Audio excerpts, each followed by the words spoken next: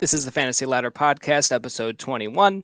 My name is Steve at Fantasy Ladder. This podcast is brought to you by the IDPguys.org and by their YouTube channel. So please subscribe if you've been enjoying the show. And this is the first time listening to the show, well, welcome. And if you have been with us before, welcome back once again, my fantasy football friends and family. Let's climb the ladder of fantasy football together. So we are going to be continuing with our fan base series, bringing you some of my favorites from the fantasy football community. Have been doing this just so we can add a little bit more depth and heart to the discussion, since I may not be as plugged into the team or understand the history of each team as I am with my own, which of course is the Philadelphia Eagles. But today is not about the Eagles. Today we are going to be discussing the very intriguing Miami Dolphins and the big offseason they have just had. So we're going to bring on two guests for you today. We're going to start with our first guest. We have Brett. You can find him on Twitter at DadBodBrett. He is one of my best friends in the fantasy football community. Shout out to the community. If you know, you know. And he, of course, was the ringleader of the Scott Fish Bowl 12 for chat. So, Brett, how are you? And how long have you been a Dolphins fan? Good, man. Thank you for having me on. Unfortunately, a Dolphins fan for 30 miserable years. Okay. So I've got plenty of insight, but also plenty of hope. More hope this year than any year before, probably. Yeah, no, I think it's warranted. You know, it's just it's a very tricky part about being a fan is being able to manage those expectations. But I think there is legitimate reason to be very excited for this season, probably more so than a typical one. So that's cool. But thanks for coming on. I can't wait to hear your thoughts on the Dolphins. Yeah, no doubt. Thanks for having me. Absolutely. And we've got Tony. You can find him on Twitter at It's Just Fantasy _. He is a redraft contributor at JWB Fantasy Football. He is a league mate of mine a couple times over, including division mates of Scott Fish Bowl 12 of the mighty Scranton division. He is one of my oldest friends and one of my first big connections in the fantasy football community. And I'll show you how long that we have been buds. No shit. So if you know, you know. That is the OG logo. Uh, No way. so Tony, how you doing, and how long have you been a Dolphins fan? Oh, I'm starstruck right now. I'm just kidding. I'm good, dude. I'm so excited to be here. It's been a while in the making to get this episode going, and been a Dolphins fan for as long as I can remember being a football fan. I'm 26 now, so I'm gonna say it's probably approaching 20 years of the struggle. I mean, joy of being a Dolphins fan. But yeah, about 20 years. So like Brett said, this is probably one of the more hopeful years. I'm trying to keep myself kind of even keeled until we get there, just because I don't want to, you know what I mean. I just don't want to upset myself. Yeah, you know the time frame has been just really brutal. I mean, I don't need to tell you, but just from the dawn of Bill Belichick and Tom Brady, it's just been a lot of sad seasons for anyone who's not a Patriots fan. I mean, there's been mixed, moments here and there of Jets having success and the Bills, whatever. But being a Dolphins fan has been particularly tough. So I appreciate you guys coming on. And I don't know. I am especially intrigued for the Dolphins this season. But before we get into the big changes that have dawned for this upcoming year, let's just recap how everything went for them in 2021. So the Dolphins finished with a 9-8 record. That was good enough for third in the AFC East. This was a rocky road getting there. However, with a Tua injury, with a 7-game losing streak followed by a 7-game winning streak, they missed the playoffs for the fifth straight year. And then the time that they were in the playoffs, they just got curb stomped by Pittsburgh in Pittsburgh, I believe, on it with a team that didn't even have their starting quarterback. I believe that was a Matt Moore and Jay Ajayi led Dolphins offense, unfortunately. But neither here nor there. 5 straight years without the playoffs. At the end of the season, head coach Brian Flores was fired after 2 seasons in a row with a winning record. Um, Then, just a couple of days ago, it was announced that the team owner, Stephen Ross, will be suspended through October 17th due to tampering, penalized with a big fine. I mean, big for us, not so big for him, while forfeiting a 2023 first and 2024 third round picks, although they still hold one remaining in the 2023 first. So, guys, how do we feel about Brian Flores getting fired? And did you think that Flores deserved another year? So I don't watch a lot of Dolphins games, just kind of the ones that are on prime time. Uh, do you guys think it was a justifiable move, or were we kind of hoping he had another shot at it? We'll start with you, Brett.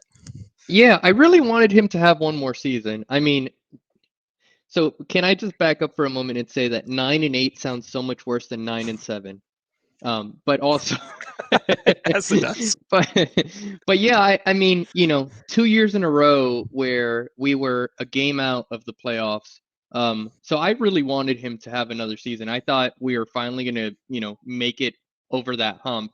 I will say the big negatives were that he had to keep on cycling through offensive coordinators and they just couldn't figure out offense at all. And then it sounds like there was some back and forth between management and Flores about Tua. So the final rumor was that he hated Tua, but I don't know that that's necessarily true because he may have gotten canned because they were trying to replace him and Tua at the same time, and that is the exact reason why Stephen Ross got fined and we're losing picks and everything is because they were tampering while Sean Payton and Tom Brady were under contract. Gotcha. So reality is they probably thought they had something done in place, fired him. That didn't happen. I do think Mike McDaniel is going to be good, but he's now in his rookie coaching season kind of on the hot seat because they put such a good team around him. That is very odd that you come in and you're expected to make the playoffs your first season. And that's the reality. Like Dolphins fans were expecting a playoffs this year, regardless of getting Tyreek. And now you got Tyreek. So do your thing, Mike McDaniel. Right. So Tony, where do you fall on the Flores debate? Did you think it was kind of best to kind of move on, or were you kind of hoping he had another shot at it, like Brett was suggesting? I do agree that I wish he had one more year because I feel like he had a majority of the locker room on his side. I think a lot of guys went to war for him. When all that stuff came out, it kind of all made sense why he got canned. And like at this point, I've come to terms with it, moved on. I'm like, whatever, he's gone. Kind of pissed. I did like him as a coach. But like Brett said, now we get this young offensive-minded head coach that is a first-time coach, and you've got this roster that's like, well, the defense is like approaching top 5 in the league if it's not already there. The offense goes and trades for an elite wide receiver, signs a running back, multiple running backs. It's like, okay, clearly the front office feels like this team can compete. So like that's a good example that Brett said is like we have a first-time head coach in his first season on the hot seat. It's like, what? How do we do this to ourselves? Yeah, so how do you guys feel about the head coach hire of Mike McDaniel himself? Were there any other head coach candidates you would have preferred since Flores was let go? Did you prefer like a Brian Dabble or a Josh McDaniels, or are you kind of excited to see what Mike McDaniel can bring to the table since that San Francisco offense was, well, electric to a certain degree. A lot of great pieces there, a lot of creativity there, but just ultimately held back by the lack of dynamic quarterback play by Jimmy Garoppolo. Neither here nor there. Brett, did you have any preference of those other candidates, or are you excited to have the opportunity with McDaniel? So I'll say when they first let him go, I kind of felt like we had our pick of the litter. But then everything started, you know, like domino effect, and then it felt like we weren't going to get anybody. Like we were going to have to pluck some guy from like a D2 college because like it kind of felt like so I originally wanted some guy that was just a plug and play coach like Doug Peterson. I know he's not the greatest, but he's also has some success. And I felt like this was such a good defense. If he can get a good OC, that was kind of my original pick. I'm fine with McDaniel. I'm worried about another first-time head coach, especially with all the pressure he's walking into. But I think he's got, he could be good, but I honestly don't know. I mean, from my understanding, he didn't call plays for the 49ers or in any of his roles. So I don't know what he brings other than, being young and maybe creative. Gotcha. How about you, Tony? Um, I'd be lying if I said I didn't want Brian Dabble. I think I'm pretty sure he was Tua's offensive coordinator at Alabama, if I'm remembering that correctly. Brett seems to think so. That's who I was most eager for. I was like, it makes the most sense to bring in a guy that has already worked with our quarterback, is already under contract. We don't have to draft another one. Obviously, he went to the Giants. Good luck there, buddy. But yeah, I've if I like look back and think about all the head coaching, it was like Brett said, where like we fired Flores and we were like, okay, let's see who we can get. Oh, that guy got signed. Oh, this guy signed. I was like, what's our plan here? What are we doing? And then Mike McDaniel comes and it's like, well, okay, we've seen the San Francisco offense be successful, so hopefully he knows what he's doing. So at this point, I'm convinced he's going to be a good head coach. So as long as he can win the locker room and get some wins, I'm sold. Yeah, definitely. The one name I did forget there was Doug Peterson, who was the ex head coach of the Eagles. Actually, yeah, I think he lands in a pretty nice situation in Jacksonville. It seems like he has a lot of leash with. I mean, comparing what he can bring to the table compared to Urban Meyer, I mean, it's such a cushy job. I mean, he could lose all 17 games and still be like held up really high. Yeah. But either way, him being paired with Lawrence, I think, is nice. But I mean, I think, on paper, you put in a head coach who had success in Philadelphia with a team that's just right on the edge of getting to the playoffs. I think that would have been a really nice fit. But yeah, I'm kind of excited for McDaniel. I don't know a ton about him other than he just looks like a guy from like the cast of like Silicon Valley, just like a computer programmer, like off the street. He's like obviously like a football nerd and stuff. So I think I'm very intrigued by what he could bring to the offense. Obviously, got fantastic, um, you know, players to work with, which is kind of leads us into their free agency moves, which were significant, right? So we touched on them a little bit, but we're just going to go run through some of the losses, then some of the additions. So obviously, the Dolphins fired head coach Brian Flores. They were not able to retain wide receiver Will Fuller after the failed experiment. He just never played. Did not bring back Devontae Parker, the longtime outside wide receiver there. And then they did not retain the backup quarterback, Jacoby Brissett, who ended up starting several games last season while Tua had the injury. Then who they bring on? They brought on big time wide receiver superstar Tyreek Hill from Kansas City, as well as Cedric Wilson, who's a nice ancillary piece from the Dallas system. They brought in three running backs, Chase Edmonds, Raheem Mostert, and Sony Michel. They bring in another backup quarterback, Teddy Bridgewater, which is like basically like an addition by subtraction, losing Brissett to make room for Bridgewater. So I like that move a lot. Then they bring in two offensive linemen, Teron Armstead and Connor Williams, followed by a fullback, Alec Ingold, and outside linebacker, Melvin Ingram, to add on to that already solid defensive unit.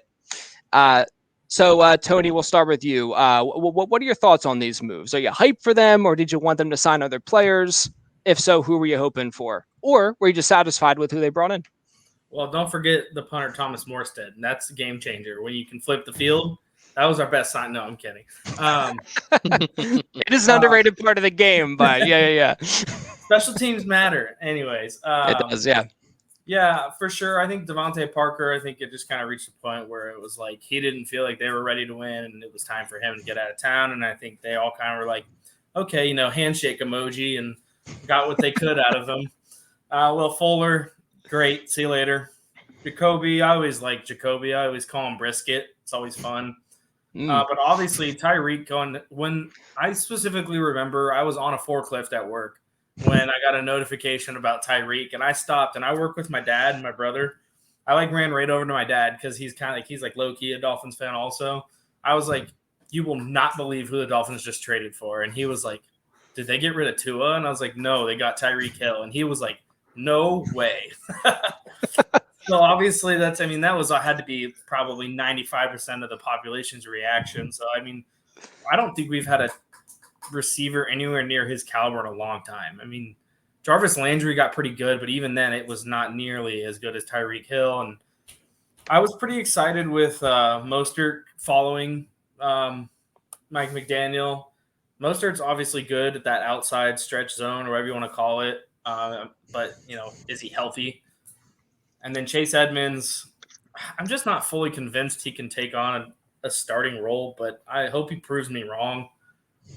And then Teron Armstead, that was my favorite. Connor Williams, I'm not convinced yet. I've heard really bad things in training camp, but again, it's training camp, so I try not to overreact to it and stuff. But I'll let Brett talk on that defensive player that got signed. He seemed pretty excited about that one.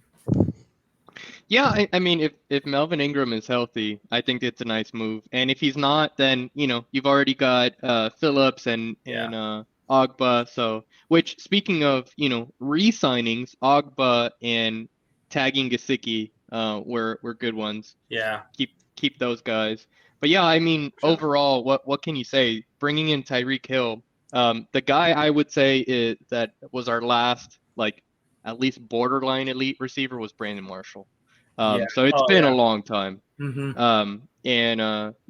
I mean, again, like Tony said, don't get too excited, but those videos coming out of camp of Tua just launching it and Waddle and Tyreek catching it, hard to not get some goosebumps off of those. I'm out here trying to acquire them as much as possible. I've got a lot of Jalen Waddle, but I don't have a lot of Tyreek Hill or Tua, unfortunately. Yeah. Yeah, the very first. I even hesitated to bring this up, but since you brought up the training camp videos, the very first one was like the Tua underthrow to Tyreek, and then it started this whole wave of negativity. Like, oh, here we go, every year. But then there's been bomb after bomb after bomb in stride, perfect, just in the breadbasket, So I don't know. I'm really warming up to the idea of Tyreek Hill being able to be. I mean, not he's not going to be successful, but I just don't think we can expect a season like what he's had in the past under Mahomes. But I don't know. I'm just very intrigued to see what's going to go on there, because I think having a wide receiver like Tyreek just brings the whole offense up. The defense just has to account for him tremendously, and I just think it's going to be just an awesome thing to see. And then again, if McDaniel can really get the most out of all these guys, it could be pretty scary. It is just a tough division that they find themselves in, but. Yeah, I think you guys would have every right to be, as hype as, and it's so funny, Tony, you say about just getting off the forklift and showing your dad, I remember where I was working because I travel for my job. I remember exactly where I was when I got the alert about Tyreek Hill. I was like, oh man, I gotta hop on Twitter and see what people are saying, But it was one of those moments where everything just kind of stopped. It was that trade and the Russell Wilson trade for me. Yeah. I still know where I was when those went down. It was like, whoa, but very, very excited for sure. Now, because of that Tyreek Hill trade, they did end up losing a lot of draft capital in this class. So just going to review the rookie picks here that the Dolphins were able to grab. Their first pick didn't come until the third round at 102 overall. They selected Channing Tindall, linebacker out of Georgia, part of that national championship winning defense that I don't know the exact number of how many defensive players from that squad were drafted, but it was a lot, well over 10. But they get a linebacker from that unit. Round 4, pick 125, they select wide receiver, a big-bodied wide receiver, Eric Ezukanma out of Texas Tech. Then 2 picks in round 7, another outside linebacker, Cameron Good, and then a quarterback out of Kansas State, Skylar Thompson. So, guys, what did you think about the draft class, and did you have a favorite or least favorite pick of the bunch there? We'll start with you, Tony. Yeah, I think of these draft picks, I can't decide who I like better between Tyndall or Ezuganma, but I'm starting to hear good things about Eric. I'm just going to say Eric because it's easier. Starting to see good things from him in camp, especially with a lot of the talk of Preston Williams and Lynn Bowden potentially being on the move. I think that would definitely it definitely feels like if they do that, they're kind of confident in Eric. But then Tyndall, he's really interesting. That guy can get across the field like lightning. And I know obviously in college the speed increases once you get to the NFL. And but he's just like a headhunter, and I feel like that goes a long way when you play defense in the NFL. I think after probably a year or so, once he kind of learns the speed and gets real playing time, he'll be better in a year from now. But I'm starting to come around on Tyndall just because like in the 3rd round, getting a ball hawk like him kind of feels like really good value. I didn't love Skylar Thompson in the 7th. I feel like I would rather have done a dart throw on a lineman, just considering that's like we had one of the worst in the league. But you can always just sign the guys after the draft ends. So that's where I'm at. I can't decide if I like Tyndall or Eric better, but we'll see. Probably comes down to who's going to play more. Perfect. How about you, Brett? Yeah, I mean, pretty similar thoughts. I didn't necessarily love, and we should just call him Easy E. I didn't love the pick of another receiver, considering that we traded for Hill, signed Wilson, and then I thought you've got we still had Devontae Parker. We hadn't traded him yet, I don't think. I just felt like you had plenty of depth there. And I just didn't get it. But like you said, I'm hearing a lot of good things. I honestly, don't watch enough Texas Tech football to know if he's any good. But I'm hearing good things, and he sounds like maybe a decent, like, deep dynasty stash. But I don't know. And then Tyndall, getting anyone from that defense, like you mentioned, like they were incredible. So, yeah. And then the end of the draft QB pick was just comical and just helps with the Tua jokes, of course. But I agree. Probably an unnecessary pick. Guy that, probably just ends up being practice squad or whatever. But all good. Gotcha. Yeah. So it's tricky, right? Like sometimes in dynasty football, like in like our fantasy leagues, it is more fun to have more of a stake in the rookie draft, but not necessarily the most important aspect if you already have a solid roster. So I kind of feel like that is what the experience was like. The Dolphins already have a lot of solid pieces. You bring in Tyreek Hill. Like, do you guys think like you're good with the Tyreek Hill addition while missing out on some of the action in the draft? Like, were there some players you were kind of hoping that the Dolphins would have brought in if it weren't for the Tyreek Hill move, or do you just like not even care anymore because Tyreek is probably better than any of them at this point anyway? Yeah, you got to take Tyreek over basically your entire draft class, and I was fine with that. And that was kind of my thought process, though. Like, there's other positions of need at this point because you already like got that guy. So that's why the Ezukanma pick was like, whatever, maybe he's good, but like, what's the point? Gotcha. Yeah, I mean, he is a tall glass of water. I think he's like 6'4", 6'5", so he's a big guy, which I think the team like could use, perhaps in the red zone or something. I don't know. It's just like another big part of the field you have to account for if there's like a big I don't know, a big presence out that way, So how about you, Tony? Are you sort of like you kind of wish that they had a stake at some of the earlier draft picks, or you think it kind of cancels out and doesn't really matter since you got Tyreek now? Well, I mean, when we did the original trade, I was fine with it. Just like we said, he was probably the better option than all of our draft picks. What really sucks now is because if you really want to look at it this way, we basically sent 2 first rounders for Tyreek because we ended up getting in trouble and losing that first rounder, which, I mean, obviously it's not directly from that, but now we've got Tyreek minus 2 first-round draft picks from last year and this year and next year combined. So it's basically like, it better work out because that's all we've got. Or hope that the 49ers suck so we get an early pick next year. Yeah, that too. There you go. Which I Yeah. don't expect. The 49ers is a really good org, and I think Lance will hit to some extent at least. Yeah, it's interesting. They're very similar to the Dolphins in that they already have a very solid foundation there, but a pretty significant change to the offense overall. I do think Lance is, as far as I'm concerned, already a major upgrade to Jimmy Garoppolo, but I think you can expect some like rough patches there. But it is still a pretty tough division. Obviously, the Cardinals have been improving steadily every single season since Kyler Murray has been the quarterback. Then they snuck into the playoffs, and then obviously the Rams just won the Super Bowl.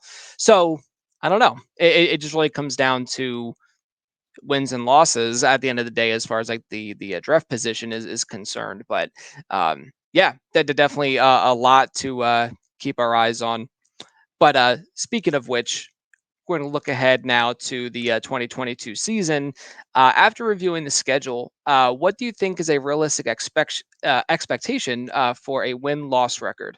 Again, got a tough division with Buffalo and with New England. The Jets may just be a couple of years away, or never. If the Patriots and Dolphins and Bills stay good. So after looking at that schedule, guys, what do you think is a realistic expectation for win losses, and do you think the new head coach can end the playoff list streak in year one? Just looking at the schedule and thinking about the Dolphins the past 2 years, it would not surprise me at all if we started 0-4 and then won the next 7 games. Because Okay. the first 4 are New England, Baltimore, Buffalo, and Cincinnati.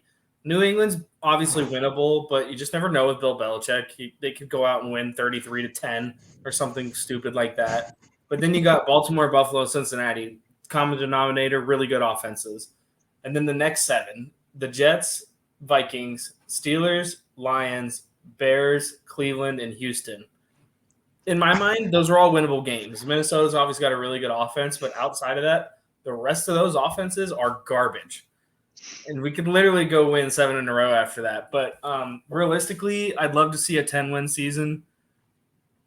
I think they could do better than that, but that would mean like everything is hitting as, it's like getting a royal flush on the flop. Like everything played, all the cards played perfectly, but I'd be fine with 9-8, happy with 10+ wins. Of course. How about you, Brett? You think 9-8? You think 10 wins or more? What do you think? Let's see. So I think so, and it's not, you don't bank on any game against Bill Belichick, but we've been really good at home versus the Patriots, and week 1 is at home. But then we pretty much destroyed the Ravens last year. That's true. We were at home. So I think they're going to come out hard and probably punch us in the mouth. So I do agree, the defending AFC champs, the Ravens, the Bills could easily go 1-3 those first 4 games. I don't know about 0-4. I feel like, but they're definitely 4 tough games no matter what. That was just and then, like you said, the theme. Yeah. And then, hopefully you sweep the Jets. Maybe you split one with the Bills. You've got Vikings, Lions, Bears. A few of those should be, easy games. The Steelers, depending. Hopefully they start slow, and then you've got Kenny Pickett, and you just rough him up. And Texans, people love Davis Mills, but I think they should definitely be another winnable game. Browns, if Watson gets suspended the whole year, then that's really a winnable game. Then, like we said, 49ers playing for our pick should beat them just for that reason. Yeah, for real. That's right. Have some motivation to get a better player on your team next year. Chargers is a tough one. And then you get the Bills at the end of the year. It's a TBD time because they're hoping that we're both playoff teams, of course, or could be playoff teams. So yeah, I mean it should be exciting. I don't know. I'll throw out that we got to get to double digits. Yeah. That's the expectation. Win at least one more than last year, based on the team you put around Tua. And hopefully we get that finally that breakout from Tua. I feel like it's do or die, but now that you lost that Dolphins 2023 pick, you might keep him for at least one more season, regardless of what happens. Right. So, looking at a 10-7 record, obviously the Bills are the Super Bowl favorites right now. You could basically slot them in. Let's just for the sake of argument say that they win the AFC East. Okay. With the expanded wild card spots, do you think 10-7 is a good enough record to get into the playoffs? I'm only asking mainly because of the revamped AFC West, which I think potentially three teams from that division could make the playoffs unless they just like eat into each other and like they just end up with like ties and whatever. I don't think the overtime rules are in for the regular season. I think it's only for the postseason. But either way, do you think 10-7 is going to be good enough to earn a playoff berth? It was last year, right? But was there a 10-7 team that missed the playoffs? I think there might have been one. And then we would have head-to-head versus the Chargers. So that becomes potentially a must-win game. Okay, gotcha. So I mean that could be it. I think the Dolphins have a better team than the Patriots this year, which is kind of like, it's I'm gonna get quoted by Patriots fans for saying that, but I do. I think they're better than the Patriots. And so it's like being second best in the East. I won't say we're better than the Bills. No, that's silly. That's irresponsible. Yeah, that's silly. But the Patriots, I think, were at least at the same level, if not a little bit better. And I think the Jets are still a little behind. I won't completely rag on them, but they're not there with us in the. Yeah, I don't know. I'm trying to look up what the tiebreaker rules are. Okay. Strength of schedule. I feel like we should have a high strength of schedule, but so should the entire AFC West. So, right. Good point. I mean, I really don't think it's that hot of a take to say that the Dolphins are like a better team than New England. Where they have a really big edge in New England is the head coach. Just with all the experience and that. But I mean, like just roster comparison on paper, I don't think it's that hot of a take at all. I think making some bad decisions. He might be going, a little bit over the hill. I don't know. Roster construction decisions, not so great. Go ahead, Tony. I was going to say Miami Miracle, putting Gronk out there to play safety, not so great. I know that was a few years ago already, but. Bill Belichick. I wouldn't mind if he disappeared forever. Yeah. It's time to hang up He's becoming human, hoodie. though. Yeah. Tom Brady's a vampire, and Bill Belichick's becoming human. I think Tom Brady has taken his life energy or something. I don't know. I mean, hopefully. I mean, I don't know. I'm just looking forward to a day when when Bill Belichick is no longer a head coach. I mean, you have to like respect and appreciate blah blah and all that stuff. But still, I'm just looking forward to the day when we don't have to worry about him or think about him in terms of that. He can just sit in the cozy like CBS studio and just not torment us from the sidelines. Is there a clause where Nick Saban and Bill Belichick have to go together? Because that'd be great. Oh yeah, I don't know. I'm not sure who decides that. There was a point where, and I think they finally like broke the streak, but there was a point where like basically they were just swapping championships. So like if Nick won, Bill and Belichick wasn't winning, and then vice versa. It was just, I think it was like 5 of 7 years. Yeah, it was that, and then there was some. It was off of that same rotation where like the year that like Nick Saban didn't win, like LeBron James would win a championship, or it was like some like, weird thing. They all like, I don't know. It's like intertwined. It's a conspiracy. I don't know. Sports goats. Yeah. Illuminati. That's right. That's they right. Spun the wheel, and they're like, is it Bill, Nick, or LeBron's turn? That's right. Oh my gosh, that's so funny. Okay. So one thing I did want to have a discussion about is just the quarterback Tua. Um, I personally am a Tua truther. I pretty much have been since he's stepped in to replace Jalen Hurts in the national championship game and won against Georgia. Um, he just has had such an interesting career up to this point in the league. He gets picked as a second quarterback in that draft behind Joe Burrow, I believe, and then he comes in. Oh, because part of that was because he had the hip injury in his senior year or his junior senior year, and then he was kind of dealing with that in that training camp. Had kind of the funky training camp because of the injury, and then had kind of a rocky road with the head coach and maybe like again you said that there's some friction there between Flores and Tua and that kind of thing. I don't know. Do you guys think it's a make or break season for Tua? Is that like a fair statement or a fair question to ask? Because I think just the NFL is so results oriented. You know, it's like if they don't make the playoffs, however many years out of how many chances they get, I mean, they could just go on to the next thing. I personally don't think it is because I think the talent they brought around him suggests that they have enough confidence or they should have enough confidence in him to make it work. Um, and then with the lack of the second pick in the first round going into this season, I think they'll likely will retain him for another season. But do you think that that's a fair question to ask at this point?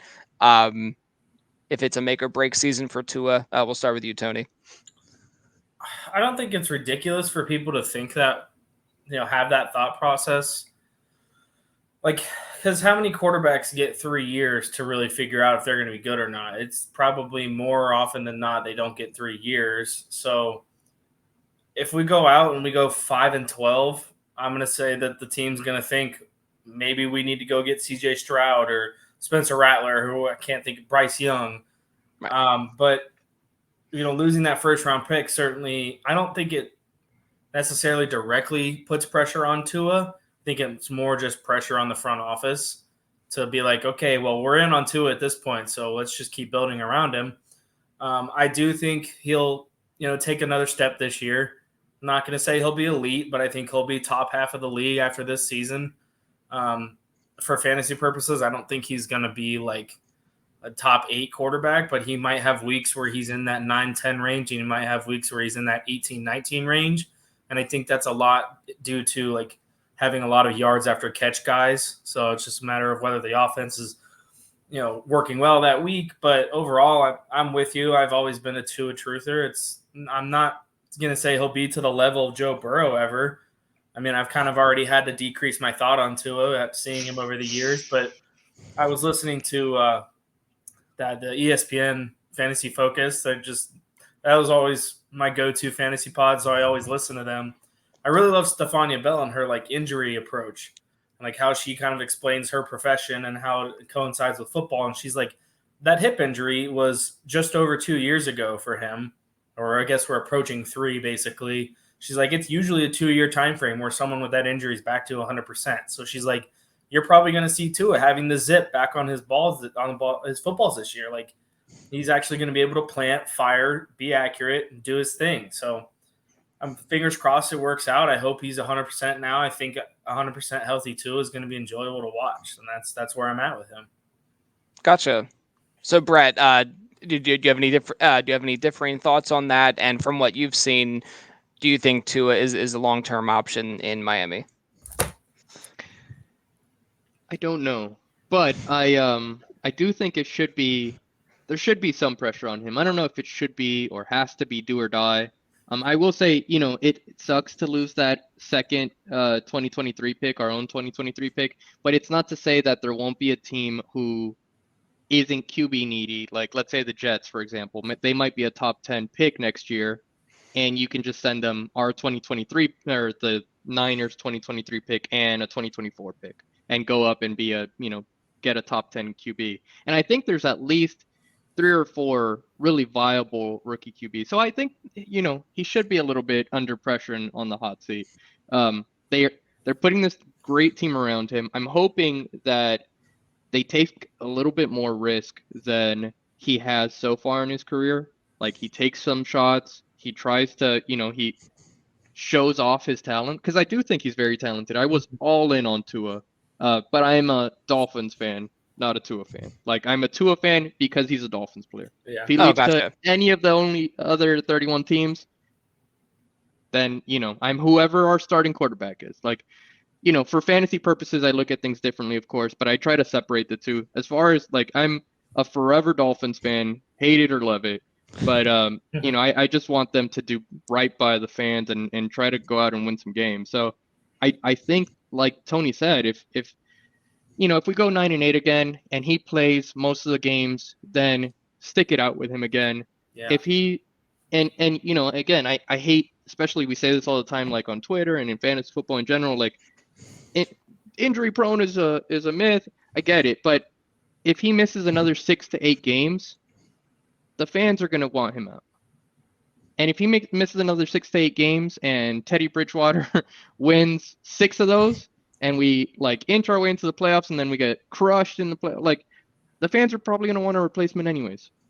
So I do think that there's a bit of pressure on him. He's got to not play scared, and he's got to go do something. Like, he can't. I don't think that he can just have a Jimmy G season. Like, he's too talented to just have a Jimmy G season where, like, we make the playoffs despite him.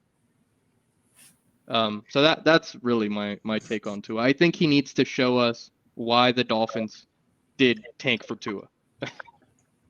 Yeah, no, I think that's very fair, and I think that's very reasonable. But I think like what you can do is like imagine like different scenarios, right? So for me, with the Dolphins, I think this offense is just going to be what we just haven't seen from Miami in a long time. Because I just think from what I could gather, and correct me if I'm wrong, it seemed like Flores was just play tough defense, kind of control the clock, just do a lot of short and running game stuff, like very conservative kind of a play calling and stuff. I just think it might be very different, very unique. Where I don't know. Yeah, we're And gonna that's say what I something. want to see. I want to Yeah, see that the offense was held back by Flores and his offensive coaches, and that it wasn't Tua. He can go out and prove that this year, yeah, right. 100%. And that's exactly what I'm saying. They did not take shots. And was he playing scared because he's coming off an injury? Was he playing conservative because that's what the coaches told him to do? Or was it a little bit of both? He Right. has a chance to go out and, like, prove himself. And yeah, I'm not saying he needs to throw the ball deep every, like, that's silly, but get it into his playmaker's hands. He's got at least 3 of them this year. I really, if we're gonna, once we go into the fantasy purposes, I'm really, like, I think Gesicki is being way underrated, because everyone's like, you got to water down everyone because Tyreek came in.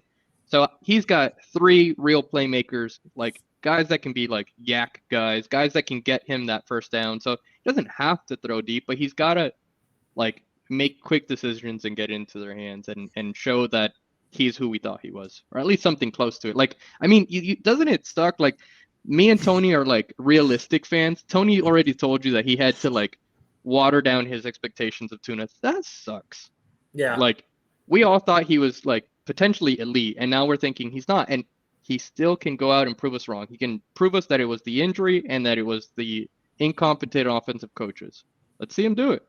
That's what I would love for him to do. I like that. 100%. Gotcha. Well, that takes us right into the fantasy side of things. So I love that. So basically, what we're gonna discuss now is considering the Dolphins' offensive players. I want to know some guys that you are targeting at projected cost, and this is like ever changing because it's only like early August, and it could be very different a month from now when a lot more drafts are happening. But what we want to know, I want to know players that you guys are targeting at projected cost for either dynasty or redraft or both. So you can go any direction you want there. Tony, let's start with you. So at cost, I really like Jalen Waddle in redraft. If I'm correct, I think he's being taken after Tyreek right now. And in my personal ranks, I actually have him 2 spots ahead of him. I kind of think Tyreek is actually going to be not only good for our offense, but for fantasy purposes, I think it's actually going to open things up for Waddle.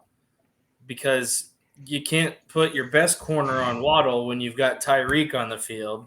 So you're going to have less focus on Waddle. Then you got Gesicki, who's going to go across the middle probably almost every other play, or at least passing play.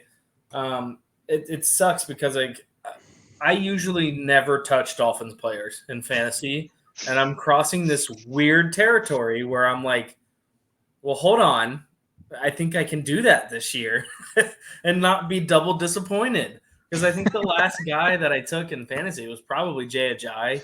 And obviously he had that random season with like multiple games with 200-yard rushings, like rush yards. And so, yeah, Chase Edmonds I kind of like. If you're going to go like heavy wide receiver, he kind of falls into a good spot. You might see him kind of bump up in ADP with all the training camp stuff coming out. And I'm sure preseason they'll probably have him in the first game, so it'll go up for a week and then back down for 2 weeks. I'm not – Dynasty is such a, like, weird – I'm still learning Dynasty, so I'm trying to figure out, like, it's so weird how you'll go do a redraft mock and, like, Tyreek's, in, like, the top 2 rounds, maybe start of the third, and then in, like in a Dynasty draft, he's, like, maybe a 4th or 5th rounder, and it's just so weird to get used to all that. Guys I'm fading, I think Tyreek, I wouldn't say I'm fading him in redraft, but because I have Waddle ranked higher, that's why I would prefer Waddle. I could be completely wrong, and Tyreek pops off and he's top 10, and Waddle, is affected a big time. But really, I think Gesicki is going to shock a lot of people. I think me and Brett have had this conversation on Twitter before, where we're just like, "That's fine. You guys can sleep on Gesicki. We'll keep scooping up those shares of him." I love it for sure. The big thing right now is that Gesicki is blocking in camp, and it's like, yeah, he's blocking in camp because he sucks at blocking. They need him to practice what he's not good at, not what he's good at. That's at least how I see it. I think if Gesicki wants to be on the field, 100% of the time or close to it, he's got to be more Kittle and less Gesicki. So he's got to be able to block a little bit. They've got a bunch of tight ends on the team that can't block. Like Hunter Long is another one that they drafted just Sucks. to that was like a 3rd round pick, wasn't it? Routes. Yeah, 3rd round pick. I think they were expecting him to do really well as a rookie, do something. Then he got injured, and then maybe not have to sign Gesicki. But Gesicki got leverage from Hunter Long not doing anything his rookie year. He sure did. So I'll say I'm just like Tony, kind of fading Tyreek, because I think he's priced a little bit too high. I'm in on Waddle at his price. It looks like his ADP is wide receiver 15 and like around 40-ish. So depending on your format, it's like late 3rd or 4th round, early 4th, or around there. So I'm looking at the guys who are around Waddle, like DJ Moore, Terry McLaurin. I like Waddle's upside compared to them. And then, but Tyreek Hill, wide receiver 8, assuming that Fantasy Pros ADP is pretty spot on, especially for like home leagues. I imagine it would be. I'd rather have Mike Evans than Tyreek Hill this year. Leonard Fournette I like. Mark Andrews, Aaron Jones. I think AJ Brown probably even. So there's a bunch of guys in the same range. Kyle Pitts as Tyreek that I'd probably take over Tyreek or prefer to him. So yeah, I wouldn't say I'm fading him. If he fell to where I like him, I would snag him. Yeah. He might even be worth, depending on if someone's trying to sell him for being quote unquote old or older in Dynasty, he might be a buy. I'm buying Waddle in Dynasty. The even slight price drop because they traded for Tyreek is worth it. And then I think, if you need a serviceable RB2, Chase Edmonds, depending on the price, I'd love him in redraft, especially if you're getting a 0 RB type team. So, in that, I've seen a wide range for Chase Edmonds, like between like the 6th round and like the 10th round. I think 6 is probably too high for him, but like 7th plus, I'm liking it. I agree with Tony. I don't think he's a 3-down back. I think Sony Michel might be the early down guy if Raheem Mostert can't stay healthy. And I think Chase Edmonds is like a solid PPR guy. So yeah, I mean, I agree. The one player that I'm not like probably in at price depending on the format. Like Superflex, I'd probably be in on Tua, but in one QB redraft, I don't know that there's a point. Like he maybe late round QB if I'm gonna stack two QBs or something might snag him. I don't know that he's gonna like smash ADP. I just think he's gonna do enough to be, to win us games. I don't know. I again, like I said earlier, I hope he completely proves us all wrong. I'm not a Tua hater. I'm just a I don't know. Tua wish he Realist. did a little bit more. Well, it just has been just a lot more floor that we've seen from him rather than ceiling. Yeah, he's a So base hit guy right now. I want him to be like at least a, doubles and triples guy, maybe not a home run guy.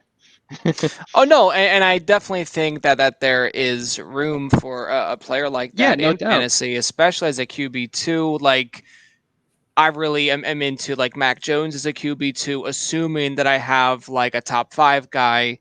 I just love that floor of like a Mac Jones when you can have the ceiling of like a Mahomes or whatnot, in like a super flex league. So I definitely think I don't know if Tua is gonna like lose you a lot of games, but at this point, I'm not sure if he's gonna win you that many either. But again, I think if you're banking on the big changes working out one way or another, I think he's a fine bet for like a late round QB because this, I mean, as far as I'm concerned, this is the most exciting the offense has looked in quite some time. As far as wide receiver talent and the running back talent. So I'm very excited. But I think the hesitation is definitely warranted.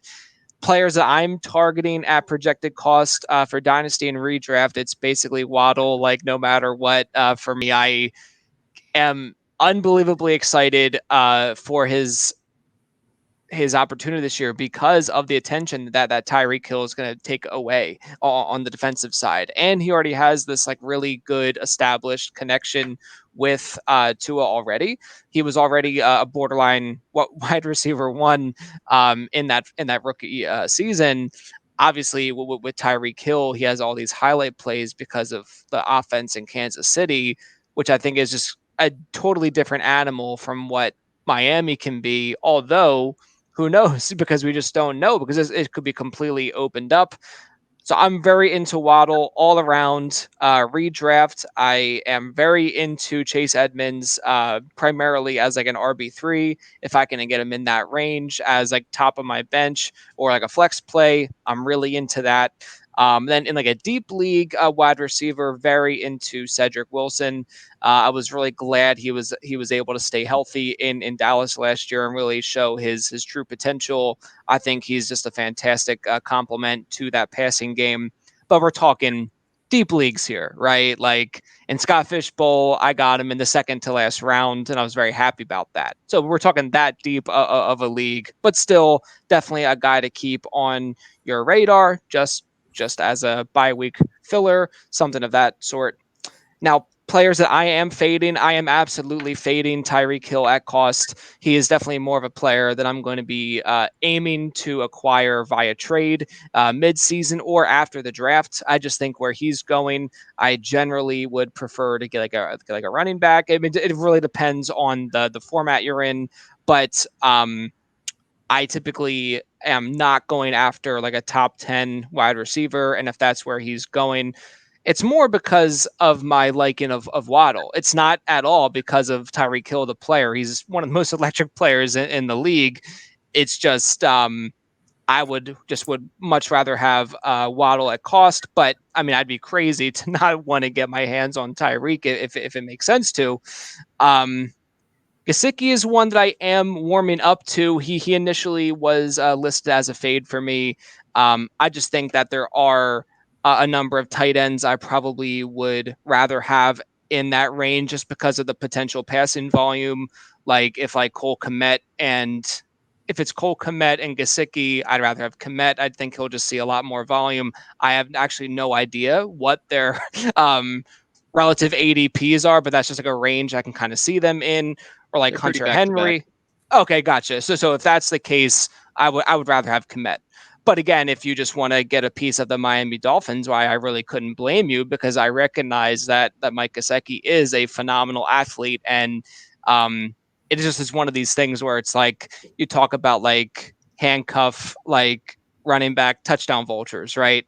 In Miami, it was like Smythe. It was like Durham Smythe or Smith or however you say his name was getting like the touchdowns in the red zone. I'm like, where's Gesicki at? So it's just like really frustrating. He's not being used in the way that I would like to see him be used. But obviously, a fantastic talent. But I am warming up to him. I am warming up to him because we do want to get I want to rather have tight ends in offenses I think can be explosive. So he obviously fits that bill for where I think the Dolphins offense can be.